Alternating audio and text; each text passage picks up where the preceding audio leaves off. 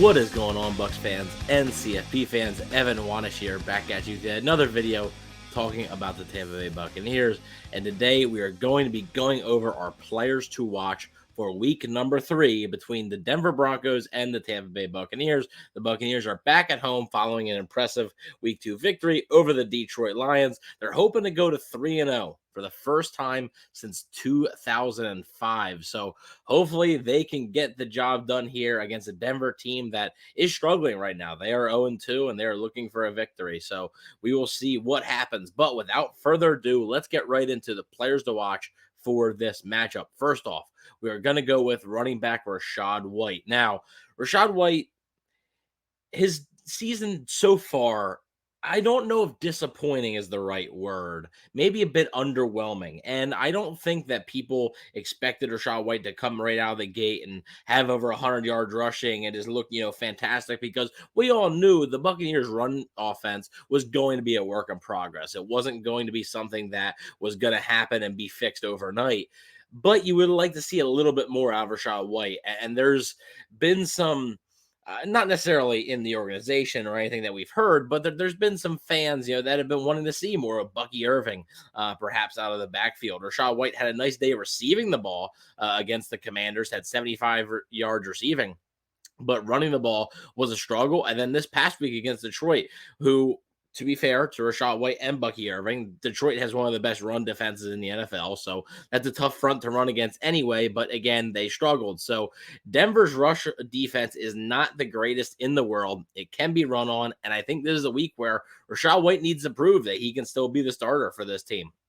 I think he needs to have a big week. So he's somebody who I think the Bucs are going to put an emphasis on getting into a rhythm. So I think he's somebody that we should keep our eye on as the game approaches. And then as the game goes on, even during the game, you get in the third quarter, fourth quarter, you want to wear down the defense. I think that's when the Bucs could potentially turn to Rashad White and see what he can do. So I am curious to see how they manage his workload.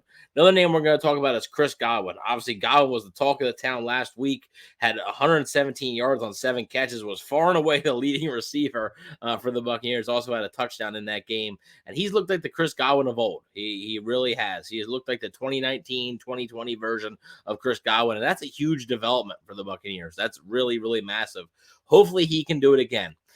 There's a huge matchup on the other side of Chris Godwin there that we will get into in a few minutes here. But hopefully that matchup causing so much attention has Godwin maybe fly under the radar. He shouldn't, because he's been the team's leading receiver, but maybe Godwin can fly under the radar a little bit. It's clear that Baker Mayfield is starting to trust him a little bit more.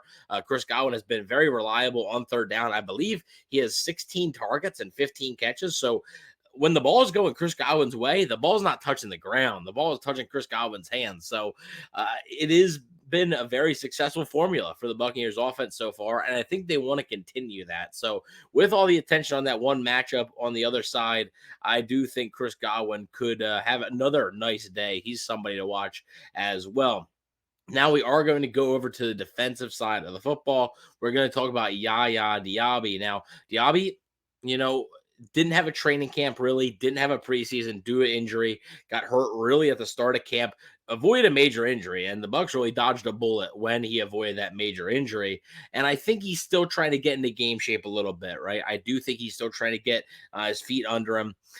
But I do think they need him to be a little bit more productive. And the Broncos' offensive line is banged up. Mike McGlinchey, who I Bleav is their right tackle, he is going to be out for this game. He's going to be out for multiple weeks, but we'll miss this game.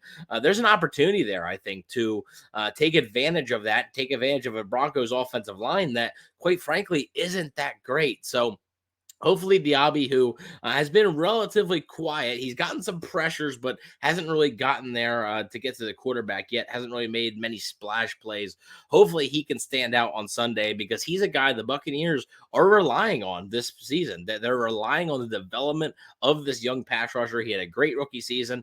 Maybe he is a guy who maybe he's a guy more like mid-season. He starts to pick things up a little bit. That's what happened last year, right? He picked things up a little bit, got the starting job, and then really never looked back. Maybe it takes him a little bit, but hopefully week 3 here, he can stand out and have a good performance against the Denver Broncos, who, like I said, their offensive line isn't the greatest. There's a rookie quarterback back there, so hopefully they can have some success there. Zyon McCollum. So McCullum had easily the best game of his career last week against Detroit. Had the interception, but not just that, almost had another interception, but had a couple of pass breakups. Was really, really good. I Bleav he was graded out as either the second or third best corner of the week by PFF out of the entire NFL. So that just speaks to how good McCullum was. I want to see if he can do it again, because if he can do it again, I'm not saying that has to be the standard every week. That was a special week.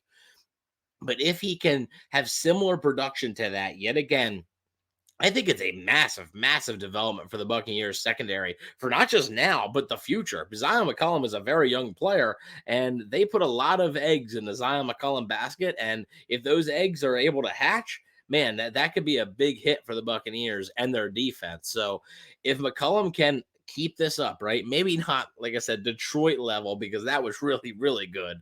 But if he can still be productive against a Denver offense that isn't the greatest in the world, it's not like it's such a tall task. He might be able to manage this if he can keep it up and show signs of improvement week in and week out. I think that goes huge, not only for his confidence, but for the fans' confidence in him, right? I think there's a lot of fans who were worried before the season, about Zyon McCollum, and we're saying about how they didn't think he was ready, and hopefully he can prove those people wrong. Hopefully he can go out there and prove that he can be a starting cornerback every single snap in the NFL. So hopefully he can get the job done. I'm going to be keeping an eye on him for sure on Sunday afternoon. Now we are going to be getting into our X factor of the game. This is the guy who I think is the biggest biggest matchup that the Buccaneers can win this game. Okay, that is the guy. It's not going to be the same every week. I'm trying to pick a different one each week. This week, it is Mike Evans. And I alluded to this earlier when I mentioned the Chris Godwin thing. Mike Evans has a very interesting matchup on the other side of the Broncos defense there with Patrick Surtain II. Surtain is really, really good. He's a really good corner. And Mike Evans was not very involved last week in Detroit. He had a drop early on, and I Bleav he only finished with 3 catches. So Mike Evans was not as involved as I think he would have been, or maybe should have been, honestly. I think they're going to have a point of emphasis on getting him the football this week. And even though it's a tough matchup, I think Mike Evans could win a lot of those matchups just because he's Mike Evans. He's really good at football. So he is my X factor. I think the Buccaneers need to get him going. I think he can get going, and I think he will get going. Even though this is a tall task, the Patrick Surtain is a really good corner. It's going to be easier said than done. But I think the Buccaneers are going to have to find ways to scheme Mike Evans open and get him the football early and often. So he is my X factor for this game. I'm curious to hear who your guys' X factor is in this matchup. I'm very curious to hear. I'd also, maybe a little bit of a reasoning. Why do you think this particular player is your X factor? Who else are you watching on offense and defense this Sunday afternoon? I'm curious to hear that as well. But thank you all for watching. Please don't forget to like, share, and subscribe. And go Bucs.